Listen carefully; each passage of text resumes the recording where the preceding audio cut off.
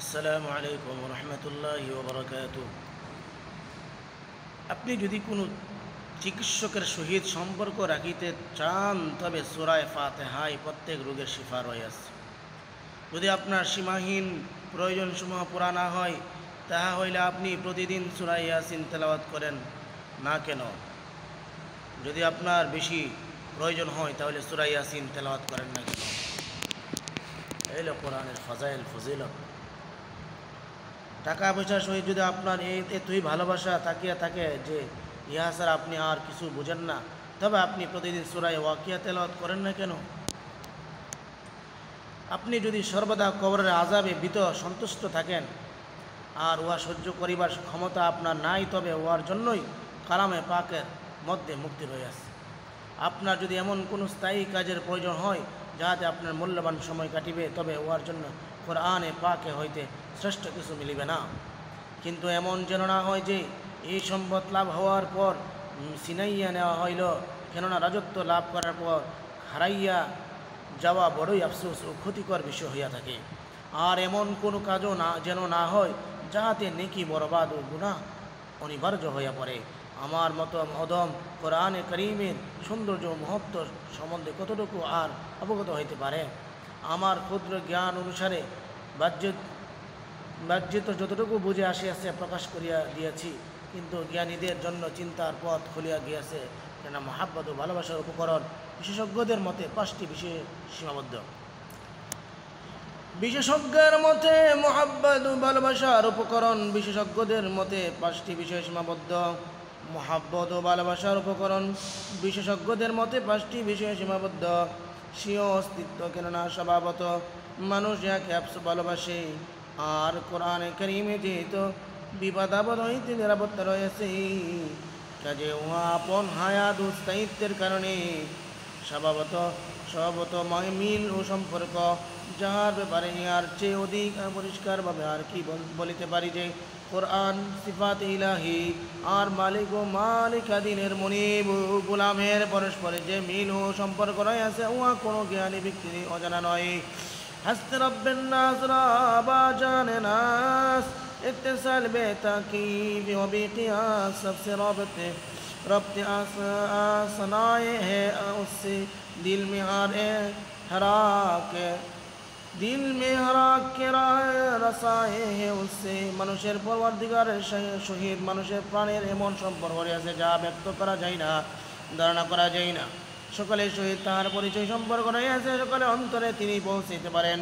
সৌন্দর্য, গুণ ও ইহসান ও অনুগ্রহ, এই 3টি বিষয়ের প্রত্যেকটি সম্পর্ক উল্লিখিত হাদিস সময়ের আলোকে যদি গভীরভাবে চিন্তা করেন, তবে সৌন্দর্য গুণ সম্পর্কে আমার মতো স্বল্প জ্ঞানের বর্ণনার উপর সীমাবদ্ধ না থাকিয়া নিষ্কুচ্ছে এই সিদ্ধান্ত বুঝতে পারবেন যে সম্মান ও গৌরব, শান্তি ও আনন্দ, সৌন্দর্য গুণাবলী, দয়া ও অনুগ্রহ, তৃপ্তি ও আরাম, ধন ও দৌলত, মোট কথা এমন কোনো বিষয় পাইবে না যা মহাব্বতের উপকরণ হইতে পারে। আর নবী করিম সাল্লাল্লাহু আলাইহি সাল্লাম গুরুত্ব সহকারে উহার সকল বিষয়ের উপর কোরআন শরীফকে প্রাধান্য দেন নাই। তবে পর্দায় ঢাকা থাকা দুনিয়ার নিয়ম, কিন্তু তাই বলিয়া বুদ্ধিমান লোক লিচুর কাটার যুক্ত খোসার কারণে সুস্বাদু মগজ খাওয়া হইতে বিরত থাকে না।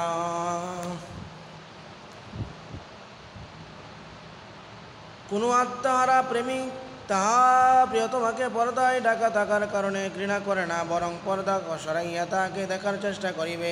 যদি ইহাতে সক্ষম না হয়, তবে পর্দার উপর দিয়া দেখিয়া চক্ষু শীতল করিয়া নিবে।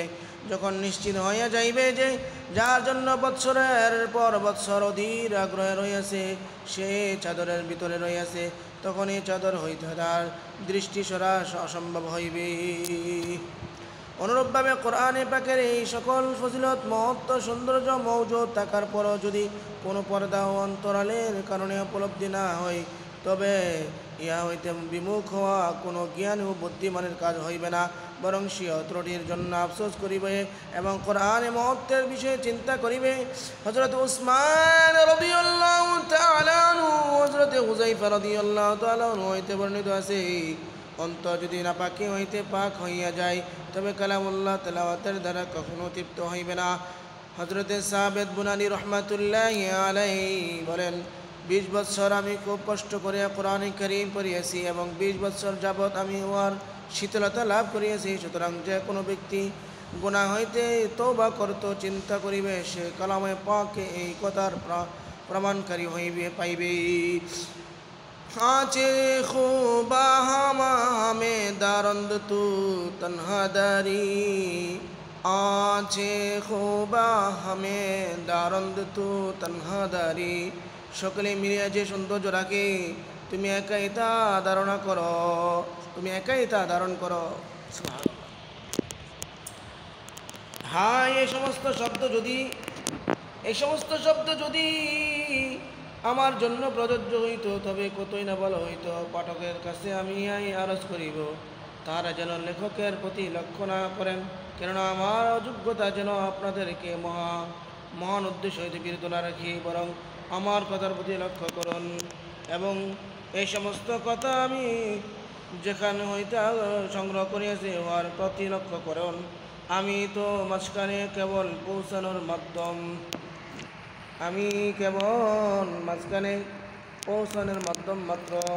এই পর্যন্ত পৌঁছার পর আল্লাহ পাকের জন্য মোটে অসম্ভব নয় যে তিনি কোনো অন্তরে কোরআন পাক হেফজ করার আগ্রহ পয়দা করিয়া দেন। সুতরাং যদি ছোট শিশুকে কোরআন হেফজ করাইতে চান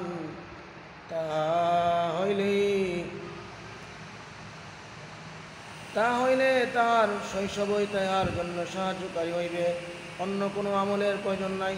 আর যদি কেউ বড় হইয়া হেফজ করিতে চাই তবে তার জন্য রাসূল সাল্লাল্লাহু আলাইহি ওয়াসাল্লামের বাতানো একটি পরীক্ষিত আমল লিখিয়া দিতেছে, যা তিরমিজি ও হাকিম প্রমুখ মুহাদ্দিসগণ বর্ণনা করিয়াছেন। হযরত ইবনে আব্বাস রাদিয়াল্লাহু তাআলা আনহু বর্ণনা করেন, আমি রাসূল সাল্লাল্লাহু আলাইহি ওয়াসাল্লামের খেদমতে উপস্থিত ছিলাম। এমন সময় হযরত আলী রাদিয়াল্লাহু তাআলা আনহু আসিলেন এবং আরজ করেন, ইয়া রাসূলুল্লাহ, আপনার প্রতি আমার পিতামাতা কুরবান হোক। কুরআন পাক আমার সিনা হইতে বাইর হইয়া যায়, যা মুখস্থ করি তা বলিয়া যায়। রাসূল আকরাম সাল্লাল্লাহু আলাইহি ওয়াসাল্লাম বলিলেন, আমি তোমাকে এমন নিয়ম বাতাইয়া দিব যা দ্বারা তুমি নিজে উপকৃত হইবে, আর যাকে শিখাইবে সে উপকৃত হইবে, আর যা কিছু তুমি শিখিবে তা বলিবে না।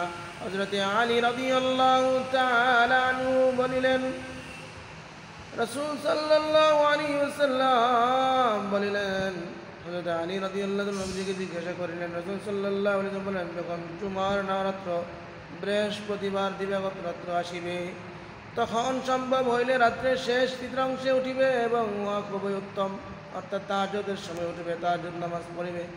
এই সময় ফেরেশতারা নাজিল হয়, এই সময় দোয়া খুব বিশেষভাবে কবুল হয়। এই সময় অপেক্ষার ওই হযরত ইয়াকুব আলাইহিস সালাম আপন ছেলেদেরকে বলিয়াছিলেন, অচিরে আমি তোমাদের জন্য আপন রবের নিকট ইস্তেগফার করিব, অর্থাৎ জুমার রাত্রে। যদি ওই সময় জাগ্রত হওয়া সম্ভব না হয় তবে অর্ধরাত্রে, আর যদি ইহা সম্ভব না হয় তবে শুরু রাত্রেই দাঁড়াইয়া 4 রাকাত নফল নামাজ এই নিয়মে পড়িবে। প্রথম রাকাতে সূরা ফাতিহা পাঠ করার পর সূরা ইয়াসিন পড়িবে, দ্বিতীয় রাকাতে সূরা ফাতিহার পর সূরা দুখান পড়িবে, তৃতীয় রাকাতে সূরা ফাতিহার পর সূরা মা আলিফ লাম মিম সিজদা পড়িবে এবং চতুর্থ রাকাতে সূরা ফাতিহার পর সূরা মুলক পড়িবে।